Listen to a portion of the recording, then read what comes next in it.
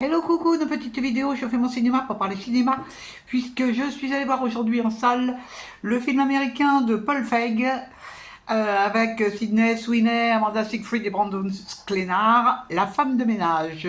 Je vous débriefe très vite fait l'histoire. Une jeune fille, Millie, qui est dans une situation un petit peu particulière, va devoir chercher du travail et elle se fait embaucher comme femme de ménage chez un couple, Nina et Andrew, des gens qui ont une très belle villa, qui ont beaucoup d'argent, tout va bien, tout va bien, tout va bien pour eux. Et donc elle va être chargée de faire le ménage, de faire la cuisine, et puis de s'occuper de la petite fille du couple. Et là, on va suivre donc comment Millie fait pour tenir le coup dans cette maison, avec ce couple très bizarroïde quand même. Elle a un accueil fabuleux hein, par la maîtresse de maison. Et donc, on va voir un petit peu qu'est-ce qui se passe. Et il va se passer des choses. Parce qu'on va découvrir les vraies personnalités des occupants de cette maison. Je ne vous raconte pas la fin. Qu'est-ce que j'ai pensé de ce film? Alors, j'en avais beaucoup entendu parler. Je savais que c'était adapté d'un bouquin qui a eu un succès fou. Et donc, j'y suis allé en me disant, ah bah tiens, il faut voir. Alors, j'ai vu. Et je dois dire que je ne suis pas transcendé par ce film. Parce que, bon, déjà, c'est un peu longuet à démarrer. Et puis, j'y ai pas cru. En fait, j'y ai pas cru. Pourtant, les acteurs sont corrects. Mais j'ai pas du tout cru à cette histoire.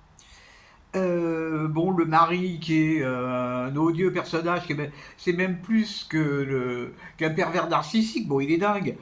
Euh, Tout ça, c'est tiré par les cheveux.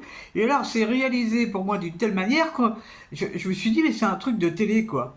Ça pourrait passer sur TF1 sans problème, parce qu'il n'y a pas, il y a pas d'âme dans ce film.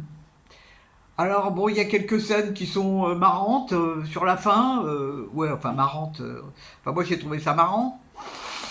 Mais vraiment, j'espère que le livre était plus passionnant parce qu'il paraît que le film a eu un succès mondial extraordinaire.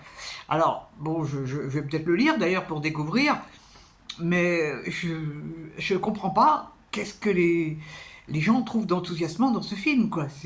C'est un polar sans ambition. Vraiment, non, enfin, ça n'est que mon avis, hein.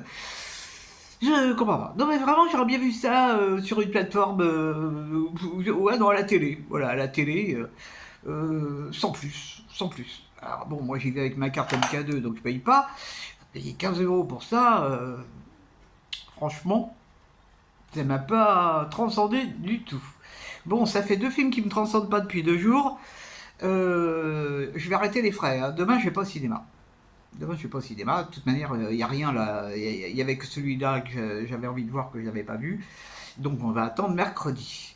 Alors, c'est assez marrant parce que dans les cinés, on a droit à des bandes annonces pour des films qui vont sortir en 2026, mais pas en janvier 2026, en août 2026, en avril 2026. C'est quelque chose. Ça, je trouve ça plutôt marrant. Bon, enfin, c'est comme ça. Bon, la seule chose qui était bien, c'est que j'ai vu au MK2 Nation, qui est un cinéma magnifique, où on est bien installé, où l'écran géant est superbe, la projection superbe.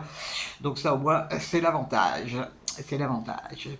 Voilà, voilà. Eh ben, j'espère que vous êtes tous en pleine forme et que vous avez vu des films qui vous ont ravi.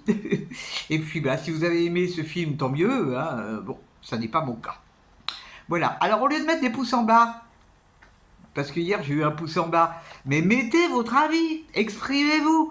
C'est tellement plus chouette de s'exprimer, même si on n'est pas du même avis. Allez, je vous dis salut, salut, à la prochaine pour parler je ne sais pas de quoi.